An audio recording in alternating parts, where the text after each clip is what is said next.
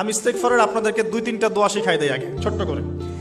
1 number, যারা একটু পড়াশোনা করেন মাশাআল্লাহ, তারা এইটা পড়বেন, সাইয়্যিদুল ইস্তেগফার। সাইয়্যিদুল ইস্তেগফার আমার সাথে বলবেন, আল্লাহুম্মা আনতা রাব্বি লা ইলাহা ইল্লা আনতা খালাকতানি আনা আবদুক ওয়া আনা আলা আহদিক ওয়া ওয়া'দিকা মাস্তাতা'ত আউযু বিকা মিন শাররি মা সানা'ত আবুউ লাক বিনি'মাতিকা আলাই ওয়া আবুউ বিযানবি ফাগফিরলি ফাইন্নাহু লা ইয়াগফিরুয যুনুবা ইল্লা আনতা।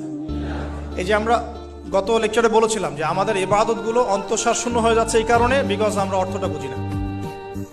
এই যে দোয়াটা আপনি করলেন, নবী সাল্লাল্লাহু আলাইহি ওয়াসাল্লাম বলেছেন যে এই দোয়া পড়ার পরে